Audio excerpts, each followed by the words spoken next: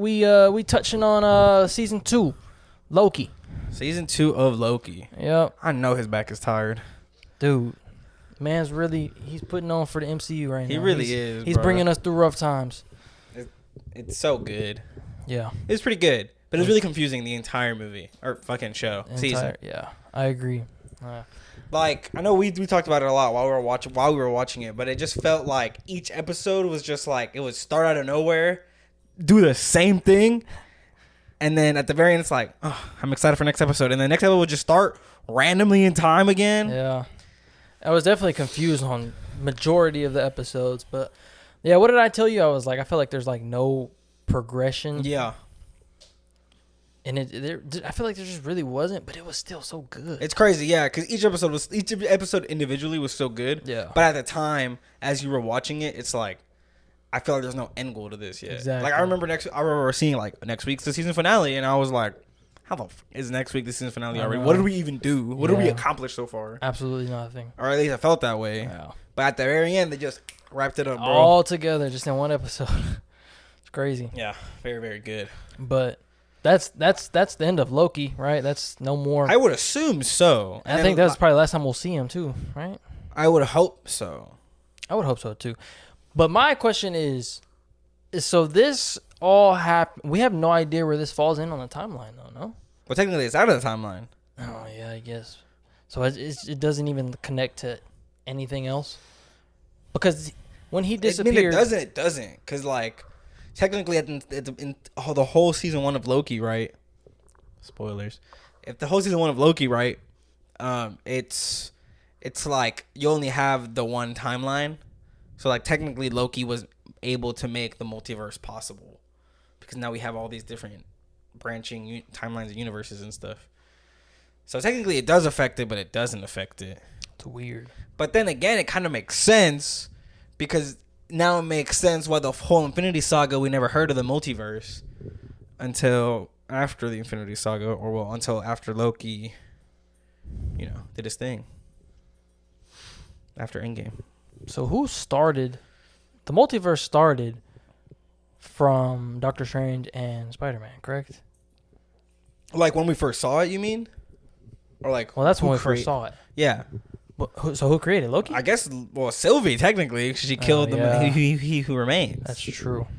So, and then that made all the branching universes. Then Loki became the timeline, I guess. He went from a god to God, bro. For real. That boy became omnipotent and shit. For real. Now, one thing I love is we, early Marvel, we know Loki as, like, what do they call him? The god of mischief. Mm-hmm. He's like, he's the bad guy, but the good guy, but the bad guy. But it's just this whole thing with him.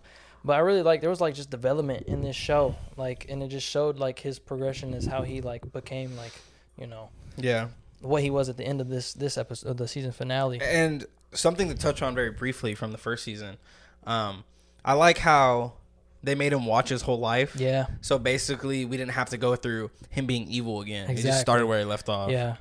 Which is a very cool way to make it. That was very good. Yeah, they did that. Yeah.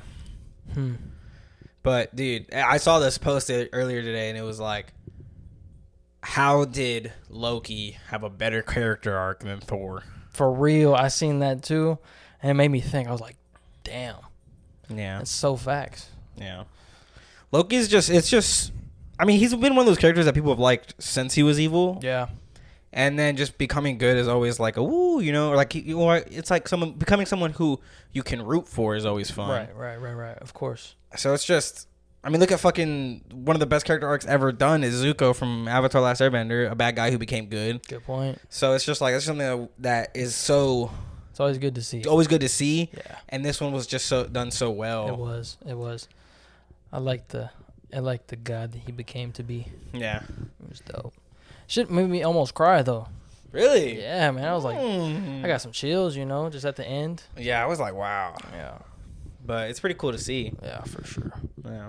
What'd you think of, okay, so Mobius was all up in the first season, and so was Sylvie. Mm-hmm. At B-15, however, even though she was in it, she became like, she had a bigger character arc and a better character in this one. In season 2? Yeah. Mm-hmm. So how'd you feel about her and her character arc and her character in general? I think it's good that they, like you said, she wasn't as a big of a role in the season 1, but it's always good to see people who are like, I guess, kind of grow within a series and stuff and become more important. I think her character was, it was good. Like, I think they fit her very well into season 2. You? I agree.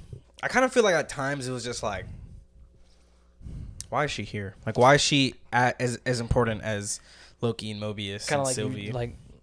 Well, yeah. Same with Casey. Like, when did Casey become such a big deal? Oh, the prisoner. Yeah, the one that was escaped from Alcatraz, but now he was actually just like helping. Yeah, I get. Maybe I think the only reason why he was because he was like one like. I guess didn't he read the entire TV? Yeah, he was just very smart.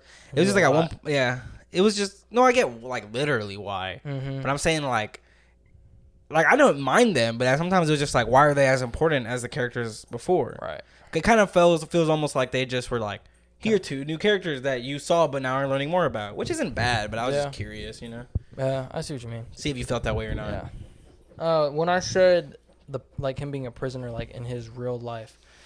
You want to touch on that, like how they got basically taken? Yeah, go ahead. Stuff, and how Mobius got to see like his real life. Yeah. Went to it, I guess, because he never really experienced it. But that was kind of sad.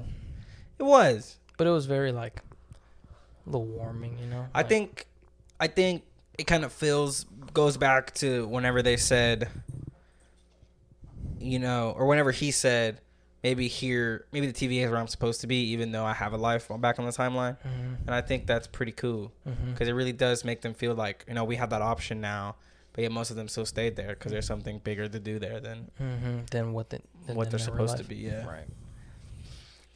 Yeah.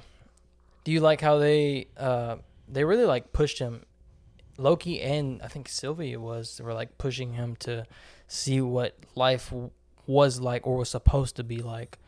But he was just so against it for like the longest time. I don't know. I like Mobius' character. I always have, even since the first season. He just kind of just like goes with the flow. Yeah. He's more like a easygoing kind of guy, right? Which I always appreciate because that's how I am. Yeah. So, understandable. Cool. Understandable. What about OB? How'd you feel about OB? I loved him. I fucking love him, bro. Yeah, he was dope, man. Yeah. He was dope. He's a good actor too. Yeah. I'm glad he's like coming back. Yeah. Yeah. And of course, Jonathan Majors, man, dude, the range. The fucking range on that man. Yeah, he's really the range. Sorry, go ahead. He's good with it, man. Especially because like I remember whenever he first came in as Timely, he was like this, kind of guy, and it was so different from both Kang and He Who Remains.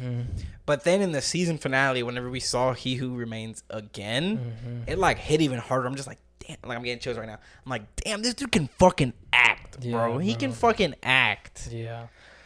But it's unfortunate with everything going on with him. I don't know how that's going. There's rumors going around right now that apparently they're leaning towards Doctor Doom. And just like scrapping King as an idea. That would really suck. That would really fucking suck. That would make, what was the last movie that we seen with him? Man? Yeah, that would make that whole movie like pointless, wouldn't it?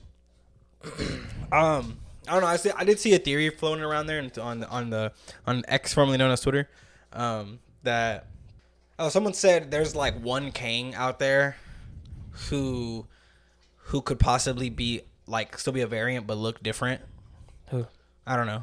Oh. I don't even know if he looks different in the comics, but it's just like they've proven that some variants look different than others, like Spider-Man's, for example. And then we know that John Krasinski isn't coming back as Reed Richards. Okay. So they could just do that, and then if the allegations come back clear, then even though I thought they already did, but I guess I'm thinking wrong. Then he could always just like come back as like King again, and then but someone else also said, which is also very valid, that with all the strikes that happened, they probably won't be recording anything King for a while, so that could just leave time for stuff to clear up. That's true. But I feel like Hollywood doesn't even care if it clears up or not, since he was accused. It's like he's already whitelisted. Yeah, that's shit, I don't want to touch on that, but yeah, it's unfortunate. It is because he's such a talented man. Yeah, I still need to watch Creed 3. You do. I do. I might do that tonight. It's like, have you watched all the other ones? Okay. Mm-hmm. And the Rockies. Come on. No, like you said, bro, his range, man. He can do fucking anything. It Everything, seems yeah. like, any role, anything. But no, you want to talk about the ratings? Yeah. 86 from Rotten Tomato, and 86 from critics. And IMDb gave it an 8.2, and I think IGN gave it a 7. Really? Yeah. You can go first. So that'd be an 8.6. Yeah. I give it like I can agree with that, but I think I'm gonna give it an 8.8. Yeah. I think I'm just gonna give it that 9. Yeah. Yeah. It was just so like. One thing we didn't talk about is how visually beautiful it was. It was. Oh my god, they used. I want to know what the budget was for. Didn't. Oh, it's all the budget that was in the Marvels went to Loki, I think. Yeah. Sorry, Marvels. I'm glad it did though. Oh, No, it looked so good. I like Loki much better. It looked so good. Yeah, no, it was beautiful. Yeah, and then Looking at all the timelines and stuff. I love period pieces, and just getting multiple at the same time is just awesome. Always. Yeah. That's true. Also, one thing that was pretty smart about them is they didn't really touch on the future that much. No, which they is didn't. good because now like we still have room to go. Mm-hmm. But That's true. Touching on the future, you're kind of putting everybody's hopes up for something that possibly can't even happen. right. For example, Jonathan Majors playing the role Of King. and Oh, yeah. I hate you. But yeah, great show. Yeah. Very. I good don't show. like rewatching shows, but This could be one of them. I just think it's one of those where you could probably go back and just see stuff that you didn't see the first time. Yeah. Like I'm still not gonna do it. No. But like if someone was like, I think I'm gonna rewatch Loki, I'd be like, all right, fair. I'll stick around and watch episode. Yeah. Like if it comes on, like why not? You know. Yeah. Well, But it'll never come on. 'Cause it's, yeah. Hey, you got a hotel? Yeah. But like, it's on a streaming platform, so no. It will not just come on. No, sadly will not. Yeah. So yeah. I mean, It's carrying Marvel. That carried Marvel. yeah. Oh, 100%. Yeah. Yeah. But I think with everything that Marvel's going through right now, Yeah, Loki definitely. think it'd be better to save the Marvel talk for our next video. Next video, The Marvels review comes out tomorrow. Ooh. Am I promising something that might not be done? For sure. Ooh. You're touching on the future, bro. Ooh. Great show. Love it. Yeah, that was really good. Anything else you want to talk about before we actually end it?